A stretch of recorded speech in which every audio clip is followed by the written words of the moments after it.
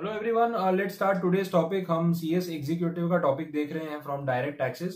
Income tax act में ये भी one of the important chapters में से माना जाता है। लेंदी चैप्टर है और एमसीक्यूज आपको एग्जाम में इस पोर्शन में से डेफिनेटली मिलेंगे। ठीक है, तो आज हम बात करने जा रहे हैं tax deducted at source and tax collected at source, जिसको हम बोलते हैं टीडीएस और टीसीएस। ठीक है, तो इनकी बात कर रहे हैं। तो टीडीएस और टीसीएस एग्जैक्टली है क्या, थोड़ा बहुत पहले कंसेप्ट डिस्कस कर लेते हैं। देखिए, इनकम टैक्स जो गवर्नमेंट हमसे चार्ज कर रही है हमारी इनकम पे, जो डायरेक्ट टैक्स चार्ज कर रही है, उसको चार्ज करने के अलग अलग तरीके उनके पास हैं। 3 तरीके हमने स्टार्टिंग में फर्स्ट चैप्टर में इंट्रोडक्शन में डिस्कस किए थे। मैंने आपको बताया था कि एक तरीका तो ये है कि साल खत्म हो जाने दो, अगले साल कैलकुलेट करके रिटर्न फाइल करना और उसके साथ टैक्स जमा करवा देना, ये एक तरीका। दूसरा, एडवांस टैक्स के फॉर्म में पैसे भरो, पे एज यू अर्न, जैसे जैसे कमाते जाओ क्वार्टरली बेसिस पे टैक्स का हिस्सा पे करते जाओ। ठीक है। तीसरा तरीका है tax deducted at source, that is TDS. और टीडीएस जो है उसका कंसेप्ट किस तरीके से काम करता है, इसमें ऐसा कुछ है। सपोज एग्जाम्पल लेते हैं अपने सैलरी का, बहुत बेसिक एग्जाम्पल है और स्टार्टिंग में सेक्शन भी वही आएगा। आप मेरे एम्प्लॉय हैं, मैं एम्प्लॉयर हूं आपका और आप मेरे यहाँ काम कर रहे हैं। अब हर महीने जो भी मैं आपको सैलरी पे कर रहा हूँ, suppose I am paying you 50,000 rupees per month, तो पूरे साल का जो सैलरी हो गया वो तो 6 लाख रुपए का पैकेज हो गया। अब 6 लाख रुपीज आप कमा रहे हैं तो ऑब्वियसली यू आर टैक्सेबल। सरकार ये कह रही है कि जब 6 लाख रुपए कमा के आपको टैक्स भरना ही है, तो क्यों ना आपकी सैलरी में से पहले ही 6 लाख पे टैक्स काट लिया जाए। तो आपको जो सैलरी मिलेगी वो मिलेगी आफ्टर टैक्सेस। क्लियर हो गया। तो इस सिचुएशन में ये पॉइंट क्लियर कर दिया उन्होंने कि जो भी यहाँ पे कंडीशन है, जैसे आपकी 6 लाख रुपए की सैलरी है, उसके ऊपर टैक्स कटेगा और बची हुई सैलरी आपको मंथली बेसिस पे मिलेगी। तो ये पहले ही क्लैरिफाई हो गया। अब एम्प्लॉयर क्या करेगा, आपकी सैलरी में से जो टीडीएस को काट रहा है वो मंथली बेसिस पे डिडक्ट करेगा और एवरी मंथ खत्म होने के बाद, मतलब नेक्स्ट मंथ स्टार्ट होते ही, वो गवर्नमेंट को या इनकम टैक्स डिपार्टमेंट को वो टीडीएस का अमाउंट सबमिट कर देगा। अब इससे क्या हुआ, सरकार को जो पैसा अगले साल मिलना था वो इसी साल हर महीने मिलना शुरू हो गया। तो फंड्स जल्दी अवेलेबल हो गए और एक लिक्विडिटी गवर्नमेंट के हाथ में भी रहेगी कि पैसे के लिए उनको 1 साल तक वेट नहीं करना पड़ेगा। तो आई होप यहाँ तक समझ आया होगा आपको।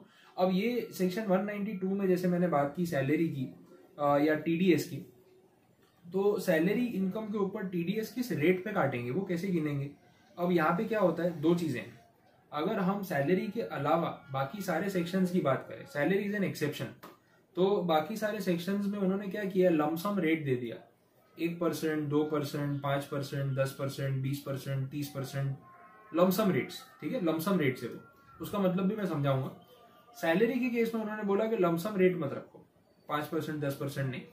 सैलरी जितनी दे रहे हो, जैसे 6 लाख मैंने बोला, उस पर गिनो। जैसे 6 लाख पे स्लैब रेट लगा लो एक इंडिविजुअल का, तो कितना टैक्स आएगा, तो 0 to 2.5 लाख पे नील, 2.5 लाख to 5 लाख पे 5%, 5 लाख से 6 लाख पे 20%। ठीक है, तो ऐसे जो रेट्स हैं वो आप वहां पे लगा के ये कैलकुलेट कर लो कि 6 लाख पे टैक्स कितना बनता है। सपोज जो भी XYZ अमाउंट आया, ठीक है, मान लेते हैं कि 24,000 आया, ऐसा अज्यूम कर लेते हैं। May be it is not the correct value, but मैं अजम्पशन ले लूँ। तो 24,000 रुपीज जो है आपका टैक्स पूरे साल का बनता है 6 लाख रुपए के ऊपर। तो एम्प्लॉयर क्या करेगा, वो 24,000 को 12 महीने में डिवाइड कर देगा। तो पर मंथ कितना हो गया, 2,000 हुआ। वो 2,000 रुपीज आपकी सैलरी में से हर महीने काट लेगा और बाकी का पैसा आपको इन हैंड मिल जाएगा। तो इस तरीके से 50,000 की सैलरी में से 2,000 रुपीज डिडक्ट करके बाकी का 48,000 आपको हैंड ओवर कर दिया जाएगा। That is the take away salary.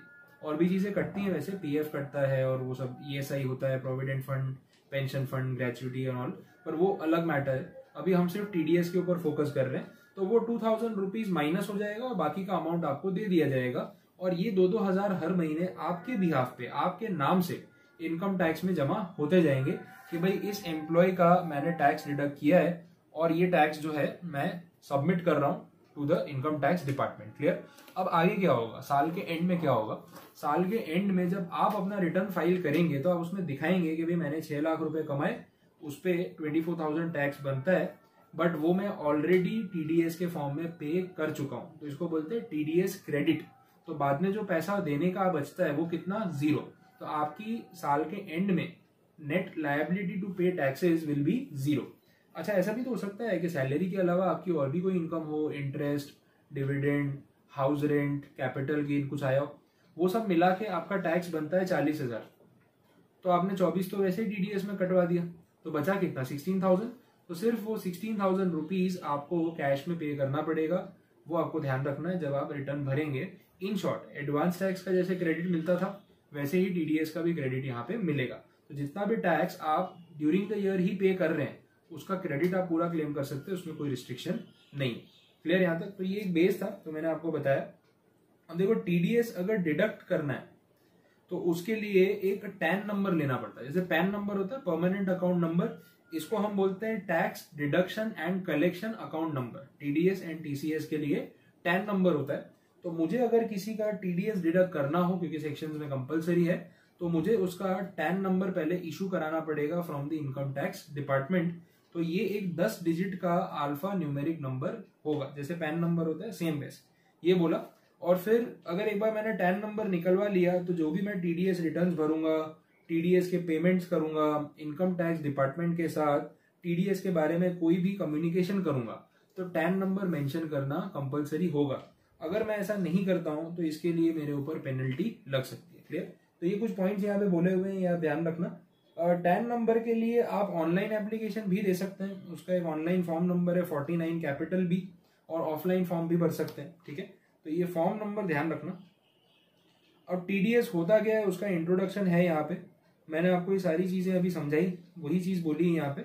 अब जब एक डिडक्टर, जैसे आपका एम्प्लॉयर आपकी सैलरी में से टीडीएस काटता है, क्या प्रूफ है कि आपने टीडीएस कटवाया, क्या प्रूफ है कि उसने टीडीएस काटा और जमा करवाया, इसका प्रूफ है टीडीएस सर्टिफिकेट। तो अगर मैं एम्प्लॉयर हूं तो मेरी ये रिस्पॉन्सिबिलिटी है कि पूरा साल खत्म होने के बाद एक पर्टिकुलर डेट से पहले मैं आपको एक सर्टिफिकेट इशू करके दूं, जिसमें मैं मेंशन करूं कि मैंने इतना इतना टीडीएस डिडक्ट किया है और मैंने डिपार्टमेंट को सबमिट किया है। तो वो टीडीएस सर्टिफिकेट आपका प्रूफ हो गया, और इसकी डिटेल मुझे इनकम टैक्स के जो पोर्टल पे सबमिट करनी पड़ेगी। ठीक है, अब इसमें होता ये है कि आपको जैसे ही टीडीएस सर्टिफिकेट मिल जाएगा, एक फॉर्म नंबर होता है जिसको हम बोलते हैं फॉर्म 26AS। 26AS आप फाइल करोगे और उसमें आप बताओगे कि पूरे साल में आपने कहाँ कहाँ किस पर्सन के पास कितना टीडीएस डिडक्ट करवाया है, और उसके टीडीएस सर्टिफिकेट्स आपके पास प्रूफ में होंगे। जैसे मैंने आपको टीडीएस सर्टिफिकेट दिया तो वो आपने रिकॉर्ड करके रख लिया।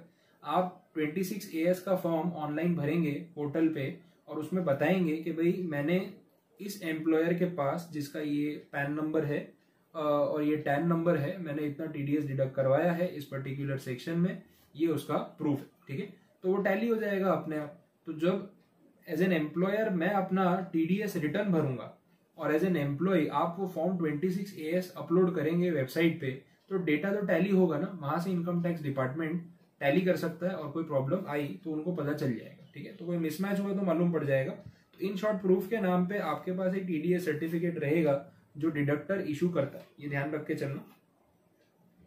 ये सारा टीडीएस का जो चक्कर है सीबीडीटी मैनेज कर रही है, central board of direct taxes, और ये इंडियन रेवेन्यू सर्विसेज के रेवेन्यू डिपार्टमेंट के अंडर आता है, इनकम टैक्स डिपार्टमेंट के अंडर आता है। ये पॉइंट आपको ध्यान में रख के चलना है। टीडीएस काटने के ऑब्जेक्टिव्स क्या है? एक तो टैक्स की चोरी को रोकना, पहले टीडीएस काट लेंगे तो सैलरीड एम्प्लॉय के पास कोई ऑप्शन ही नहीं है सैलरी कम बताने का, वो तो सैलरी पूरी बताएगा। ठीक है, तो वो एक टैक्स की चोरी नहीं हो पाएगी। दूसरा, उन्होंने ये भी बोला है कि इससे सरकार को पैसा जल्दी मिलेगा और पूरा पैसा मिलेगा। तो ऐसे कुछ प्लस पॉइंट्स है, और कोई गड़बड़ होगी तो पता चल जाएगा। अब जो सेक्शंस स्टार्ट हो रहे हैं उसमें पहले स्टार्टिंग में थोड़ा क्लैरिफिकेशन है। पहले तो सेक्शंस का ब्लॉक बोला है 192 से लेके 206 तक, that is the block of section. फिर बता रहे हैं कि अगर कोई सर्विसेज प्रोवाइड की जा रही है, अब आजकल जीएसटी आ गया, अब जैसे मैं आपको कोई सर्विसेज प्रोवाइड कर रहा हूँ और उसका बिल बना के दे रहा हूँ 1 लाख रुपए प्लस 12% जीएसटी या 18% जीएसटी, तो 1,18,000 रुपए हुआ। Now you are the payer, तो यू आर डिडक्टर। आपने देखा कि भाई इस सेक्शन में टीडीएस डिडक्ट करना बनता है कि आप जब मुझे वो 1 लाख प्लस जीएसटी भरोगे तो आपको टीडीएस काटना पड़ेगा एट द रेट सपोज 10%। तो टीडीएस 10% किस पे कटेगा, 1 लाख पे या 1,18,000 पे, वो यहाँ पे पॉइंट ऑफ डिस्कशन है।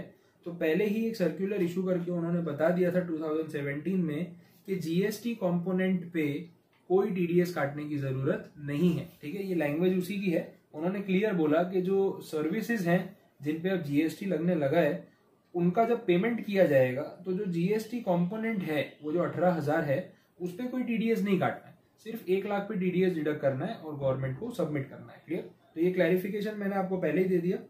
आगे बढ़ते हैं। अब सेक्शंस की तरफ अगर हम चलें तो पहला सेक्शन आता है आपका section 192, that is the section of salary. Salary की बात मैंने ऑलरेडी कर ली आपके साथ, वो चीज मैंने आपको ऑलरेडी समझा दी। ठीक है, तो एक सैलरीड एम्प्लॉय की सैलरी कितनी है पहले वो पता की जाएगी, उसके हिसाब से उसका टैक्स कितना बनता है वो गिना जाएगा। टैक्स गिनने के बाद जब पता चलेगा कि इतना टैक्स का अमाउंट है एवरेज, ठीक है, तो उसको मंथली बेसिस पे डिवाइड किया जाएगा और एवरी मंथ उसकी सैलरी में से उतना टीडीएस डिडक्ट किया जाएगा। तो ये बेसिक प्रोविजन होता है, यही यहाँ पे बोला है। आपके ऊपर जो स्लैब रेट लगता है उस हिसाब से गिना जाएगा। ठीक है, आगे जो इसमें टेक्निकल पॉइंट साथ साथ में है वो देख लेते हैं।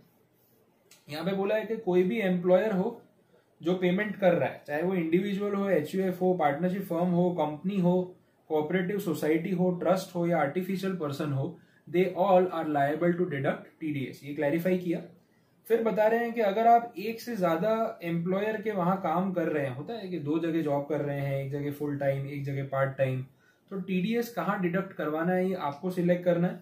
दोनों में से कौन से, जैसे फुल टाइम वाले के वहां टीडीएस डिडक्ट करवा रहे हैं, पार्ट टाइम वाले के वहां नहीं, ऐसा हो सकता है। दोनों टीडीएस काटे जरूरी नहीं है, बट पार्ट टाइम वाले के वहां कितना कमा रहे हैं और क्या इन्फॉर्मेशन है उसका प्रूफ आपको फर्स्ट एम्प्लॉयर को देना पड़ेगा। तो दोनों में से जो भी एम्प्लॉयर टीडीएस डिडक्ट करना चाहे कर सकता है, बट टोटल अमाउंट पे जो आप दोनों जगह से अर्न कर रहे हैं। ठीक है, या फिर दोनों को अलग अलग डिडक्ट करने तो क्या फर्क पड़ रहा है, दोनों में से कोई भी ऑप्शन है जो आपको फॉलो करना है आप करवा सकते हो, कोई प्रॉब्लम वाली बात नहीं। अच्छा, इसके बाद एक और पॉइंट बोला है लास्ट में, बता रहे हैं पॉइंट ये है कि सपोज आपको आपकी जब इनकम का एस्टिमेशन किया जा रहा है, मैं आपको जनरली बता देता हूँ कि जब सैलरी कैलकुलेट की जा रही है सैलरी के हेड में, तो हो सकता है कि उस सैलरी को कमाने के बाद आप उसके सामने कुछ डिडक्शंस भी क्लेम करते हैं। आपने एलआईसी पॉलिसी ले रखी है, आप पीपीएफ में पैसे भरते हैं, आप एसआईपी में इन्वेस्ट करते हैं, होम लोन ले रखा है आपने, एजुकेशन लोन चल रहा है, मेडिकल पॉलिसी है, वो सब डिडक्शंस भी तो मिलते हैं ना, आप डोनेशन भी देते हैं। तो वो सब डिडक्शंस का क्या, तो एम्प्लॉयर को आप साल के स्टार्टिंग में इन्फॉर्म कर सकते हैं कि भाई मेरी ये एसआईपी चल रही है, मेरे ये एलआईसी पॉलिसी के पेपर्स हैं, इसका प्रीमियम आता है, तो पूरे साल में मैं 80C का 1.5 लाख तो क्लेम करता हूँ, प्लस 80D का 25,000 भी मैं क्लेम करता हूँ। तो आप उस चीज को कंसिडर करके टीडीएस काटना, नहीं तो क्या होगा, अननेसेसरी आप ग्रॉस अमाउंट पे टीडीएस काटेंगे, ज्यादा टीडीएस काटेंगे, मेरा वो पैसा पूरा साल ब्लॉक होगा और साल के एंड में जब मैं रिटर्न भरूंगा तब वो पैसा मुझे रिफंड मिलेगा। तो इतना डिले करके क्या फायदा है? क्लियर हो रहा है? मैं क्यों अननेसेसरीली ज्यादा पैसा डिडक्ट करवाऊं और फिर लास्ट में वापस लूं और तब तक के लिए मेरे हाथ में फंड्स की शॉर्टेज रहे। इससे बेटर है आप नेट अमाउंट पे टीडीएस काटो ना। तो एम्प्लॉयर क्या करेगा, आपकी जो सैलरी है उसमें से ये सारे एग्जेम्पशंस और डिडक्शंस माइनस करने के बाद जो अमाउंट बचेगा उसी पे टीडीएस डिडक्ट करेगा। ठीक है, ये कुछ कंडीशंस है। इसके बाद इन्होंने कुछ और भी इधर उधर के पॉइंट्स के बारे में बात की है। नॉन मॉनिटरी परक्यूजिट्स बोला है, 195 कैपिटल ए बोला है, तो उन पे भी हम बात करेंगे। ठीक है, बट मैं उसको अभी डिस्कस नहीं कर रहा हूं। आगे के पॉइंट्स जो हैं वो पहले कंप्लीट कर लेते हैं जो साथ साथ में रिलेवेंट है। वो एक पेज आपको अभी स्किप करना पड़ेगा। नेक्स्ट बात हो रही है सेक्शन नंबर 192 कैपिटल ए की, that is the pre mature withdrawal from employees provident fund scheme. इसके बारे में बात कर लेते हैं। ईपीएफ स्कीम के बारे में आपको आइडिया होगा, सैलरी में से कंट्रीब्यूशन कटता है और एम्प्लॉयर भी कुछ पैसा आप अपनी पॉकेट से पे करता है, वैसे रहता है। तो ये उसकी बात हो रही है। तो अगर आप रिकग्नाइज प्रोविडेंट फंड अकाउंट में से कुछ पैसा विड्रॉ करते हैं तो वो एग्जेम्प्ट होगा। कंडीशन है कि आपको एज एन एम्प्लॉय 5 साल के लिए कंटिन्यूस सर्विस करनी पड़ेगी और उसके बाद आप अगर विड्रॉ करेंगे तो एग्जेम्प्ट होगा, अदरवाइज टैक्सेबिलिटी आ सकती है। ये कंडीशन है। In case of cessation of employment, if the employee takes up an employment with another employer, बहुत सिंपल है, एक जगह जॉब छोड़ के दूसरी जगह शिफ्ट कर लिया तो आरपीएफ में जो बैलेंस है वो वही का वही रहेगा, कोई प्रॉब्लम नहीं है। लेकिन एम्प्लॉयर चेंज हो जाएगा, पहले कोई और आपके अकाउंट में पैसा जो है सबमिट कर रहा था, अब कोई और सबमिट करेगा, कोई खास फर्क नहीं पड़ेगा, इतना उन्होंने बताया। एग्जेम्पशन फिर भी अवेलेबल है, ठीक है। फिर बोल रहे हैं in case the above mentioned conditions are not satisfied the accumulated balance due to the employee is taxable. मतलब 5 साल वाली कंडीशन फुलफिल नहीं किया आपने और उसके पहले ही पैसा विड्रॉ कर लिया तो उसमें टैक्सेबिलिटी आएगी, एम्प्लॉय के हैंड्स में ये क्लैरिफाई किया। In such a case the tax is required to be calculated by recomputing the tax liability of the year for which the contribution to RPF has been made. मतलब क्या होगा, reverse जाके गिनना पड़ेगा कि जिस साल में वो आरपीएफ का आपने डिडक्शन लिया था उस साल में अगर डिडक्शन नहीं लेते तो सैलरी कितनी टैक्सेबल होती और टैक्स कितना बनता, उस तरीके से टैक्सेबिलिटी आएगी, तो वापस रिकम्प्यूट करना पड़ेगा। फिर बोला हुआ है कि ऐसी सिचुएशन में जहां पे प्री मैच्योर विड्रॉल हो रहा है, वो 5 साल का ड्यूरेशन खत्म नहीं हुआ है और विड्रॉल कर रहे हैं, तो ट्रस्टी की रिस्पॉन्सिबिलिटी है, मतलब जो प्रोविडेंट फंड संभाल रहे हैं ना, उनकी रिस्पॉन्सिबिलिटी है कि वो इस चीज का ध्यान रखें कि भाई टीडीएस काटना भूलना मत। अब लाखों करोड़ों अकाउंट हैं ईपीएफ के, कितने लोगों का ध्यान ट्रस्टी रखेगा, ईपीएफओ रखेगा। तो इसके लिए उन्होंने एक सॉल्यूशन निकाला। सॉल्यूशन ये बोला कि भाई एक अमाउंट से ज्यादा विड्रॉल हो तो टीडीएस काट लेना बिना सोचे, कितना 10% टीडीएस, और कितने अमाउंट से ज्यादा, अगर विड्रॉवल 50,000 से ज्यादा है तो अगर 50,000 से ज्यादा आप एक बार में विड्रॉ कर रहे हैं तो फिर जितना भी आप विड्रॉ करेंगे पूरे अमाउंट पे 10% टीडीएस बाय डिफॉल्ट कट कर लिया जाएगा विदाउट एनी फर्दर कैलकुलेशन, ये बोला। इसके बाद बोल रहे हैं कि अगर आप यहाँ पे पैन नंबर देना भूल गए, एम्प्लॉय की ये रिस्पॉन्सिबिलिटी होती है कि जब वो टीडीएस कटवा रहा है तो वो एम्प्लॉयर को अपना पैन नंबर सबमिट करे। अगर वो नहीं करता है तो फिर गड़बड़ हो जाएगी। गड़बड़ ये हो जाएगी कि जो टीडीएस का रेट है वो बढ़ जाएगा। अगर आप पैन नंबर छुपाओगे तो जो टैक्स का रेट है वो बढ़ जाएगा और वो average rate of income tax या फिर वो जो 10% ऊपर बोला, जैसे यहाँ 10% था, सैलरी नहीं है, या 10% था, 10% के बदले सीधा हो जाएगा एमएमआर। एमएमआर का मतलब मैक्सिमम मार्जिनल रेट, पहले होता था 20%, अब कर दिया सीधा एमएमआर, और एमएमआर खुद बढ़ गया है, वो 30% plus 15% plus 4%, this amounts to 42.744%। और सॉरी, एमएमआर में अब हो गया है 30% प्लस 37.5% प्लस 4%, वो जो हमने देखा था सरचार्ज का मैक्सिमम रेट, वो हो गया है। तो इट अमाउंट्स टू 42.744%। तो उतना जो है टीडीएस कट जाएगा, तो ये बहुत हैवी परसेंटेज हो गया, तो ध्यान रख के चलना है आपको कि पैन नंबर देना मत भूलना। फिर बोल रहे हैं कि अगर आप चाहते हैं कि आपका टीडीएस डिडक्ट ना हो क्योंकि आपकी सैलरी उतनी है ही नहीं, या जब डिडक्शंस लेते हैं तो टैक्सेबल सैलरी बचती ही नहीं है, जैसे 5 लाख किसी की सैलरी है, वो 1.5 लाख रुपए का डिडक्शन ले लेता है, तो 3.5 लाख रुपए उसका टोटल इनकम आ रही है, उसको जब आप रिबेट विबेट लेंगे तो इनकम जीरो हो जाती है, मतलब टैक्स जीरो हो जाता है।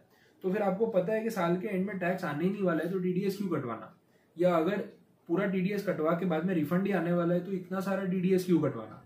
तो लोअर डिडक्शन का एक ऑप्शन यहाँ पे रहता है, या नो डिडक्शन का एक ऑप्शन यहाँ पे रहता है। तो उसके लिए फॉर्म है 15G और 15H, 2 फॉर्म्स इसीलिए हैं कि एक फॉर्म सीनियर सिटीजन के लिए होता है और एक नॉर्मल सिटीजन के लिए, इसलिए बोलते हैं 15G 15H, ठीक है, 2 फॉर्म्स।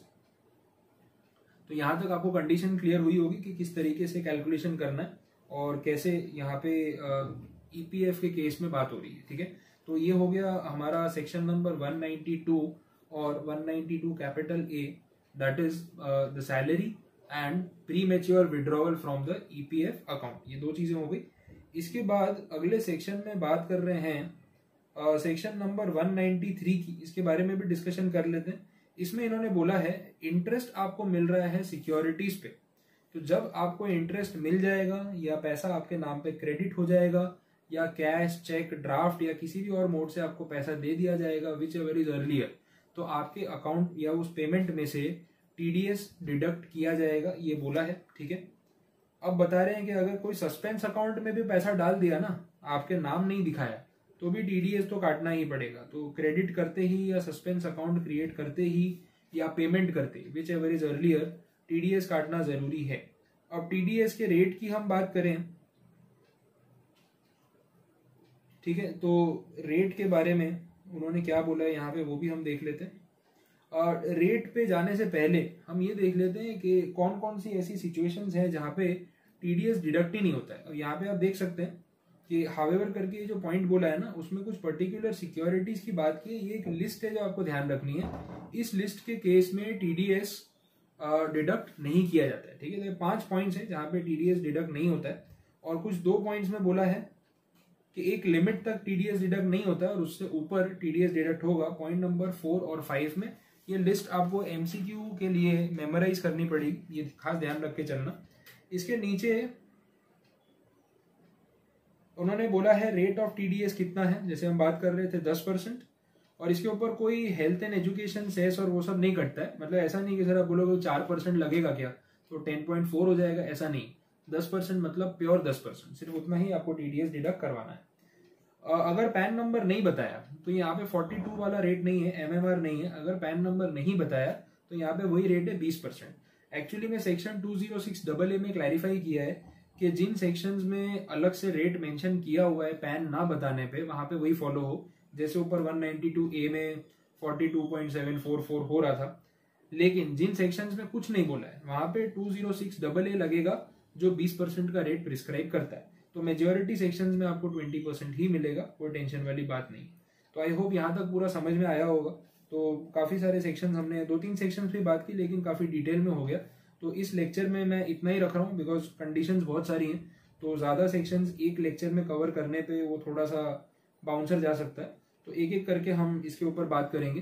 तो बाकी के जो सेक्शंस हैं 194 कैपिटल ए से और जो बीच में ऊपर नॉन परक्यूजिट्स वाला केस था, वो सारी चीजें हम नेक्स्ट लेक्चर में कंटिन्यू करेंगे। आप एक बार इसको अच्छे से पढ़ लो क्योंकि इसमें समझाने वाला पार्ट कम है और मेमोराइज या इन्फॉर्मेशन याद रखने वाला पार्ट ज्यादा है। तो जितना अच्छे से उसको पढ़ा होगा, रेट्स को बार बार पढ़ा होगा, आपको इजीली वो चीज मेमोराइज हो जाएगी, याद हो जाएगी। ठीक है, थैंक यू सो मच।